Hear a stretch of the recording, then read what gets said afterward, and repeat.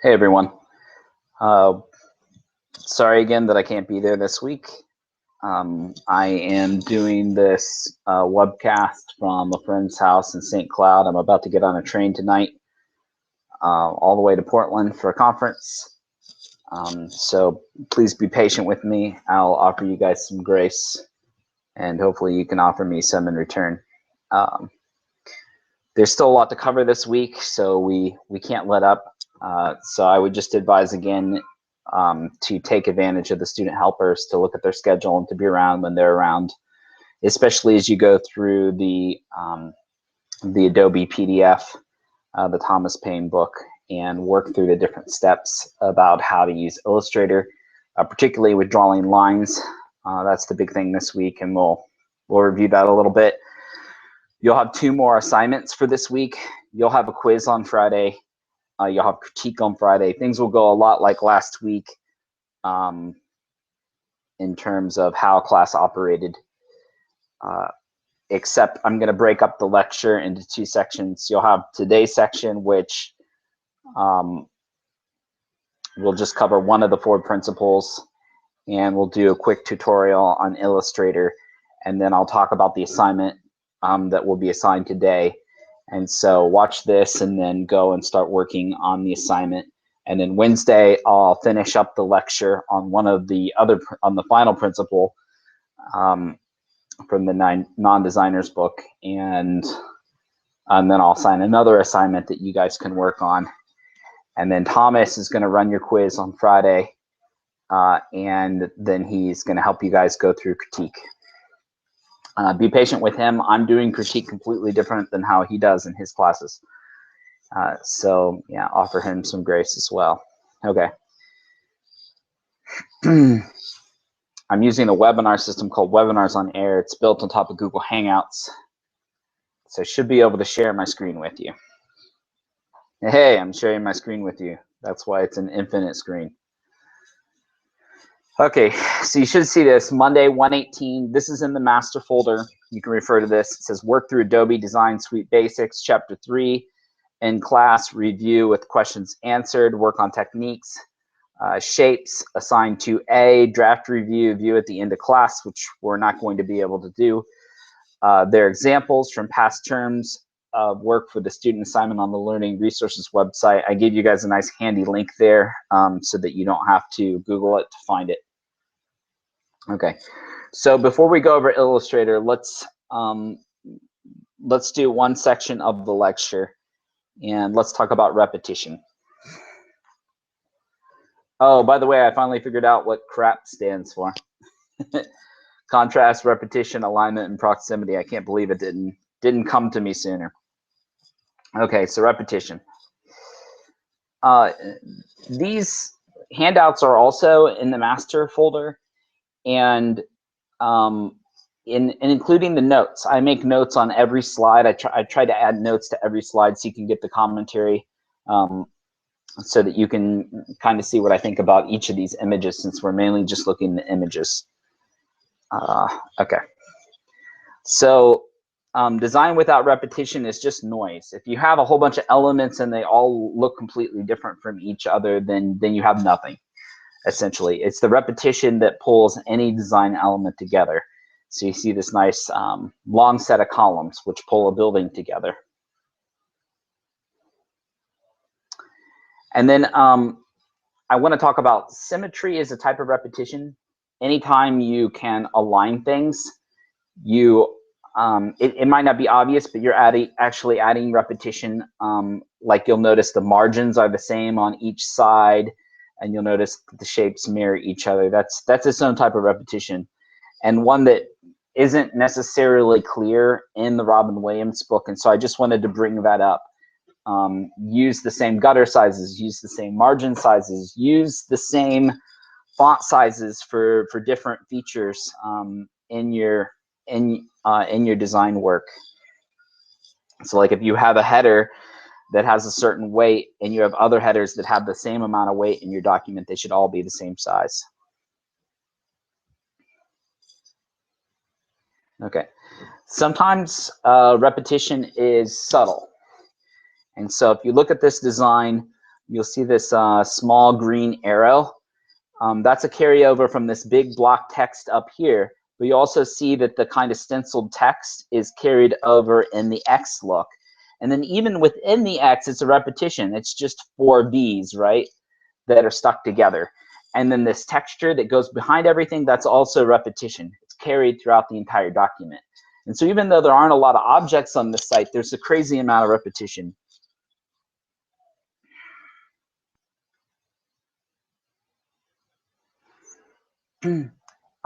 Perhaps the most repetitive thing in this document is the fact that all the borders are the same line width. The same width for all the lines is taken all the way through it. But the use of the really thick font goes throughout it. The use of these little circle icons goes throughout it. Circle, circle, circle, circle.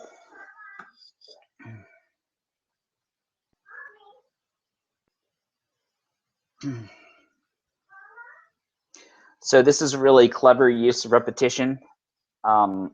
So the things that are quoted are in one style, and that style goes throughout the document. And then the narration, the other words on the poster, have their own style as well.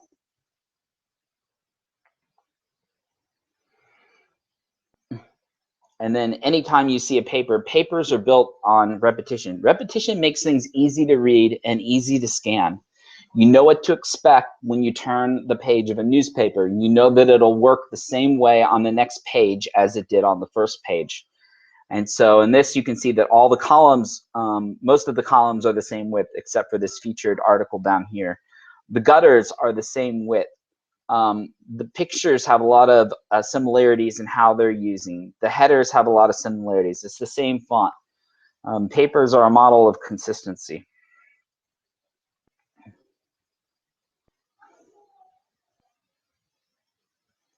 You might be looking at this document and saying, oh, there's a whole bunch of wild stuff. Where's the repetition? But you'll notice that in all the design elements with the creatures, there's very similar elements, kind of this Inuit kind of totem pole design that they have going on in each of these. You also notice that the really sharp features of a lot of the animals are echoed in the sharp features of the font that's being used. And so that they're a natural match for each other.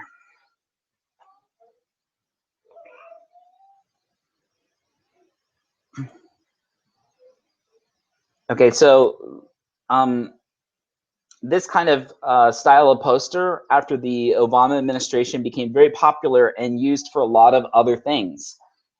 It was repeated over and over again, and each time it's repeated, you know it generally refers to something political in nature. And so that's one of the advantages of using this style, is you know it's political. And so you get the sense of how repetition works from document to document, and not just within one particular design. Okay. This design actually has just a few elements that are repeated hundreds and hundreds of times. You look at all these little ornamentations, you look at these lines, you look at these little columns, you look at the circles, the banners, everything is just hundreds of little things that are repeated over and over again.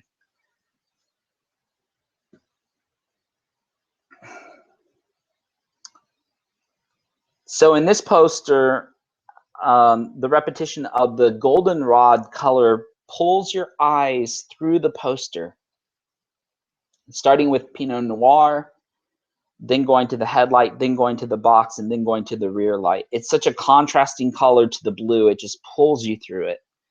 And so that's an example of a repetition where it doesn't take very many objects to complete the same effect. Here, I'll zoom that in so you guys can see that a little better.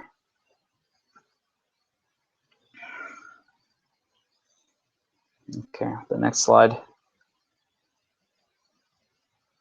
Okay.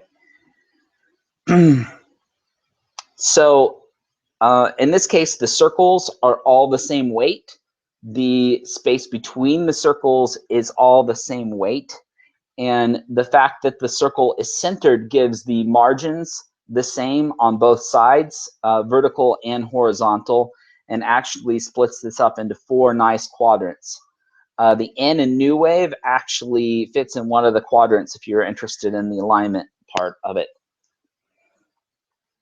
I would also add that the font that they used is very circular in nature. So the E's in New and Wave also match the circles that you see in the center of the document. And then, of course, you have the 4 paper clips, 1 on each side. So even when you're hanging or displaying your designs, you can find ways to use repetition.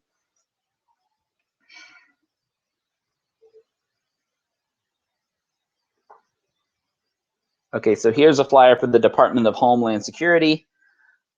It's this red, again, these very dark circles in the eyes, the mouth, the nose, the helmet, and on the jacket and in the bottom kind of pull your eyes through the document.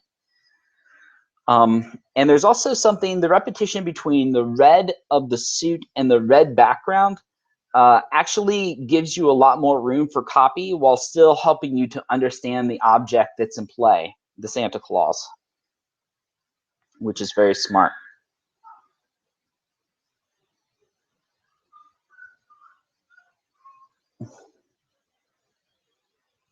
Okay, here's a poster which I absolutely love for the 3 Little Pigs.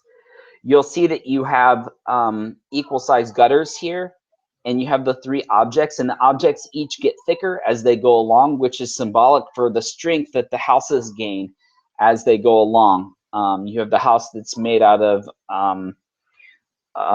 hay, you have the one that's made out of sticks, and you have the one that's made out of clay. And so this design, despite the fact that it just has 3 simple elements on it, tells almost the entire story of the 3 Little Pigs, minus the huffing and puffing.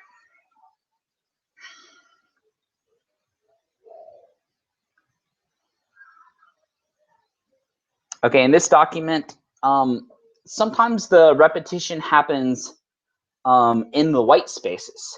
So you see this block here is the same size as this block, which is the same size as this block, the space in between them. And that's actually an important lesson to learn. And then also there are lots of imagined right corners that are repeated in places.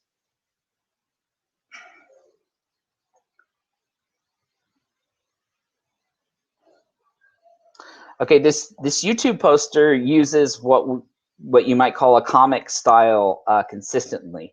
It's kind of reminiscent. This font is not quite Comic Sans, but it's kind of reminiscent of it. The graininess represents newsprint and is over the entire document. And then you'll notice that the slight roundness of the objects is carried throughout. So there's a little roundness to the TV, to the keyboard, and the slight roundness to the font.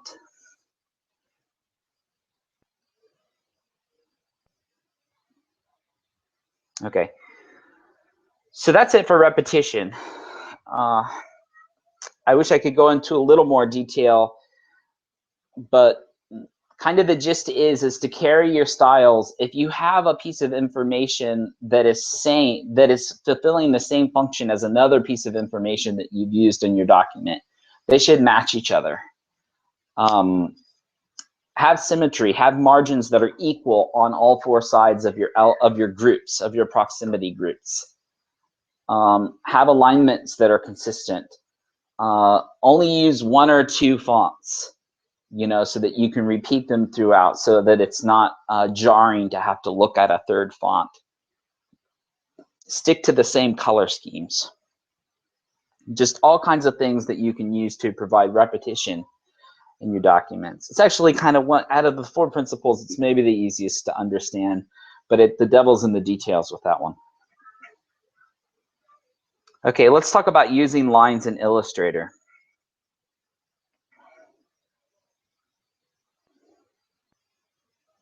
So I'm going to open a new document, a letter. I'll measure it in inches.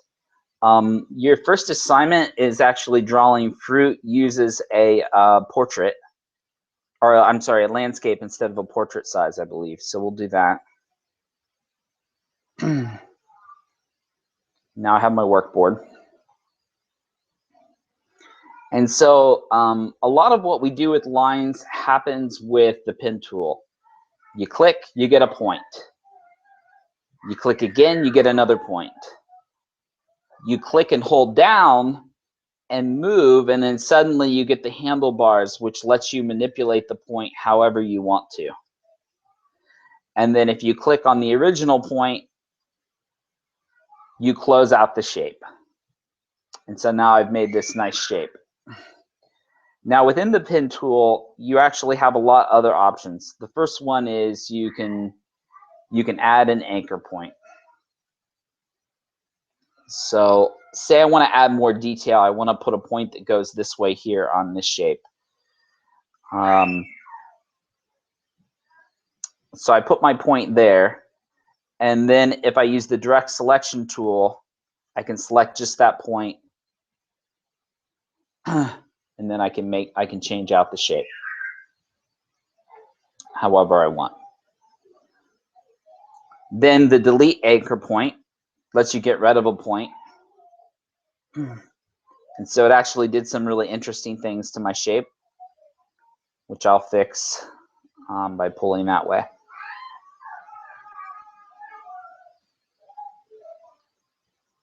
The anchor point tool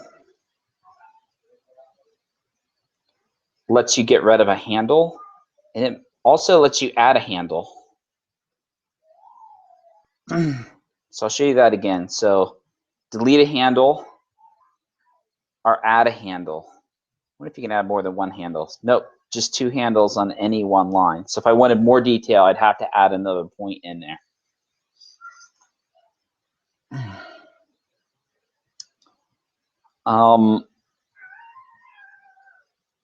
Okay, that's kind of the main basics.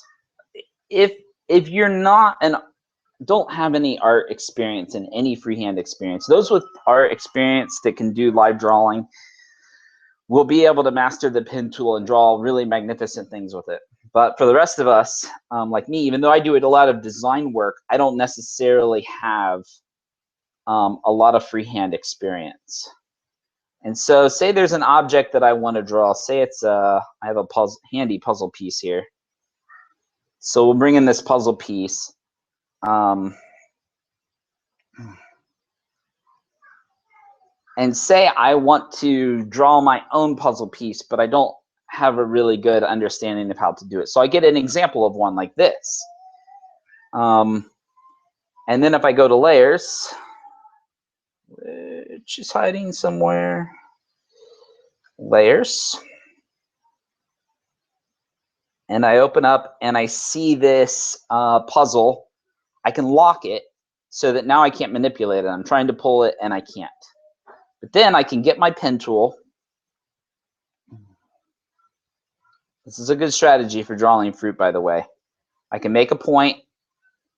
I can make a point. And I can use the pen tool to start tracing this puzzle piece.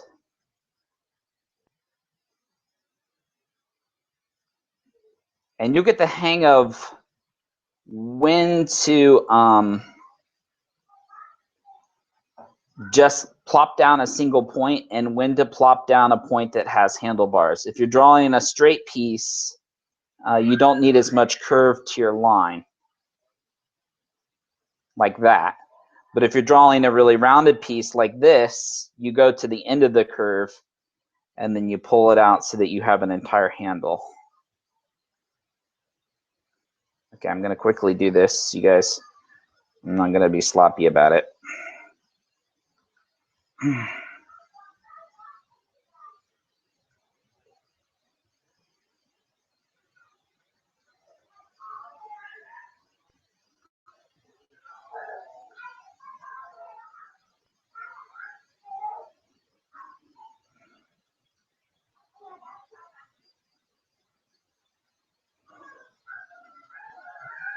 I'm getting sloppier as I go on.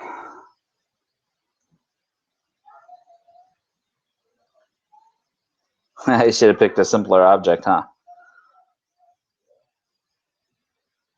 And then I'm going to close out the shape. Now you'll see I made a mistake here. There's a point that's off. So I just pulled that point back into focus. And then let's go ahead and fill that with red. And then I'm going to take my puzzle and I'm going to hide it so I don't see it. And then here's my puzzle piece. Obviously, it needs some work, but at least I have the kind of the basic shapes. And from then, I can go through and I can pull out different handlebars to kind of smooth things out at different points the way I want them to. All right. And then obviously, if you use the shape tool just to draw a random shape, well, that creates points that you can then manipulate and start with. And so you can save yourself some time. Easy way to create like a kite or something else that you're working with. I need to remember how the curve tool works. Okay, the curve tool just automatically puts in the roundest shape. So if you're trying to draw something a piece of fruit that's round, like a grape or something, that would probably be a good thing to do. I'll really quickly show you guys type on a path. So we have our path, and if you select that with text, then you can start writing on it. And it'll go all the way around. This is very useful for a number of things.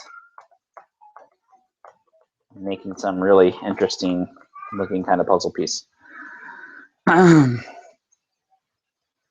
When you use the pencil tool, it actually just draws a whole bunch of lines, like a whole bunch of points.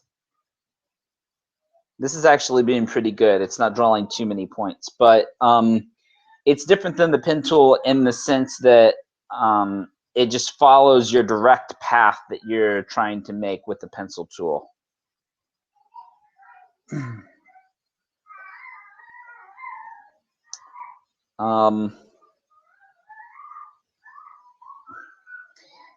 If you have a shape and you failed to let me go back to that pencil tool. If you have a shape that you failed to close out, you can always do that. You can always fill in the blank with whatever tool you want to close it out. And then there's also an advanced tool that you'll learn later. You can do a join.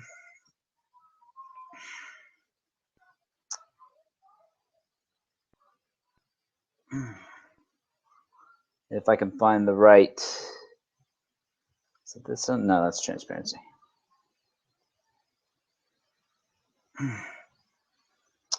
Let's see. There's a board over here that'll actually let you manipulate points in a lot of different ways. It'll let you merge points. It'll let you separate them. And I just need to find it. So again, I'm going to go to Workspace. I'm already in Web. Let's see if I can get a different set of tools that helps me to find it.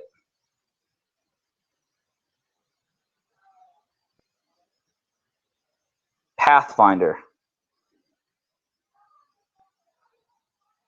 Oh, that's just for shapes, though. All right. Well, this might be a weak spot for me in Illustrator.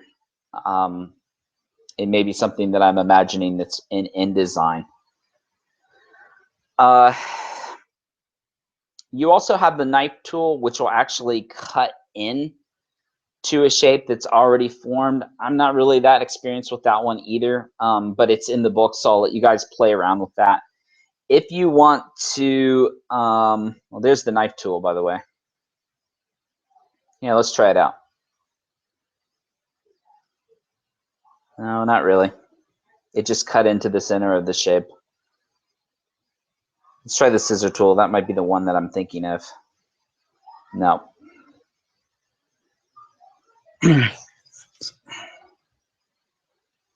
Okay, anyway, I was going to show you the eraser tool. The eraser tool, if you have an object it will erase the points that you've established in it. Well, that's not the selected object. I'm going to select the puzzle, erase, and it'll create new points in the places that you've erased. Later on, we'll use this Pathfinder tool, and I'll show you basically you can punch out shapes from within another shape. So if I wanted a box to be in this, I could use the punch out here in the Pathfinder, and I could make a square in the middle of this puzzle piece if I wanted to, for example. It's a very handy tool. We'll definitely learn about it before we make logos. Okay, what else do I need to show you guys? Again, I won't be around to answer questions. Please use the student helpers. I want to go ahead and move on and talk about the assignment. And then if there are other things that I felt like I missed, I'll put them in the second lecture for Wednesday. Okay, so let's look at the first assignment, which is assignment 2A.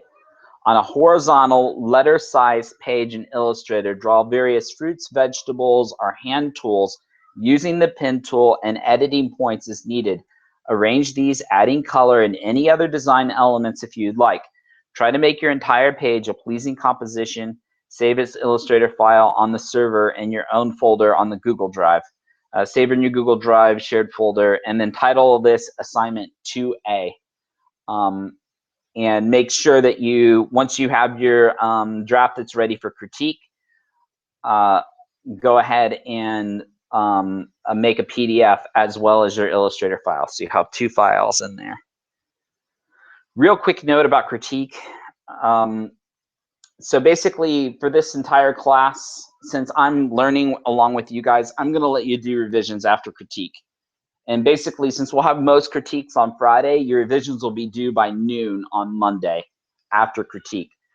I don't want this to make you guys lazy. You should really feel like you have the version you want done before critique, and then use critique as an example to learn new things that you can add to what you are already happy with. You'll find that will make you a much better designer in the end process to work with under the constraints of the critique.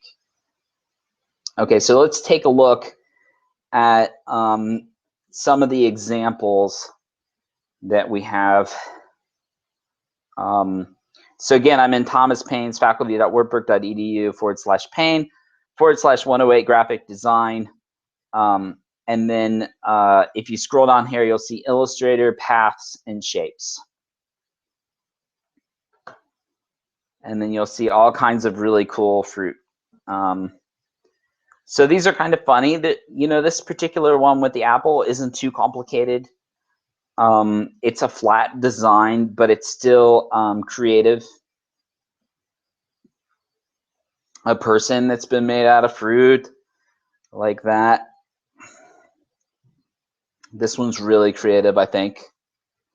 Man, really advanced use of the brush tool to kind of get that kind of look of the lines that are on bananas. But this actually is just one shape that's been used over and over again for the most part.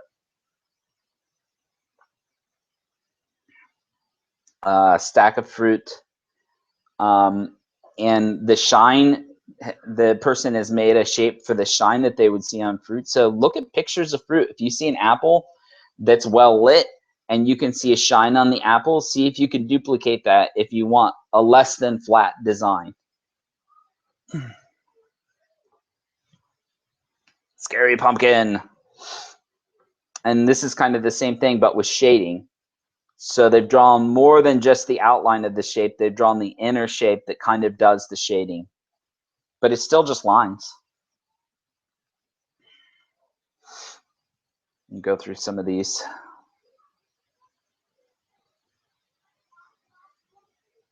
This is really nice. It's more abstract. Let me go back to the previous one. So there's not a lot going on here, but this little touch actually brings it all together. Using some of the principles that we've already learned, it basically gives an alignment that pulls through the document and pulls your eyes through it. And it uses repetition by bringing some of the same colors together.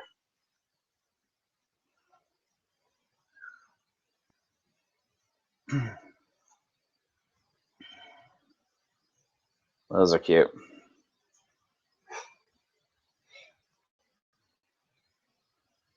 Okay, I just thought of one more thing that I want to show you guys in Illustrator that actually is in the book.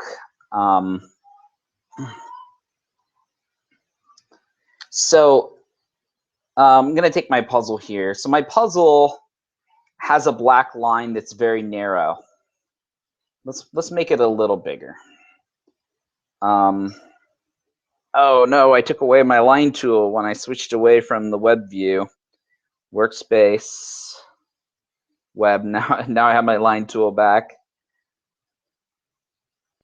So your line tool basically lets you set your thickness and some other feature of the color. Okay, so say I want to make my puzzle piece bigger, but I don't want the lines to get any thicker. Well, that's easy. You can just pull the corner and that's what happens. But you'll have some objects where you'll be pulling the corner and the weight changes. Actually, the weight did change there. That's interesting. Okay. So there's a number of different ways that you can do some basic transformations to the objects that you've drawn. And here's the arrange, by the way, for the front and back, which actually just is manipulating the layers down here. But transform, you can do rotate, you can do reflect, either horizontal reflection or vertical reflection. You can do scale and you can do shear. Shear will actually distort the shape. It'll pull out a corner. Well, let's see if we can do it. And then if you hit preview, you'll kind of get an example. So I basically just shared it. And so you can kind of make a 3D. If I'd drawn a better puzzle piece, it would still look like a puzzle piece. But let's cancel that. Scale is the one that I was wanting to. So if you want to, if you want the strokes and effects to scale with the object, you can use this feature. But if you don't, if you want the lines to stay the same size as they are while the object gets bigger, you can uncheck that. And then let's make it 200, or let's make it 50% of what it currently is. And you'll notice that the lines kept the same thickness, even though the puzzle piece is a lot smaller. Okay, I'm glad I remembered to show you guys that.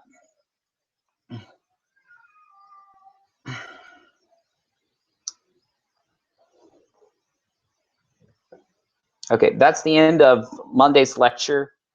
Get a start on your fruit right away.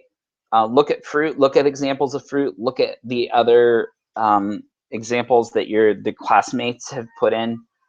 And then if you have questions about how to use Illustrator, it's going to be hard for me to show you that online. So go and use the student helpers.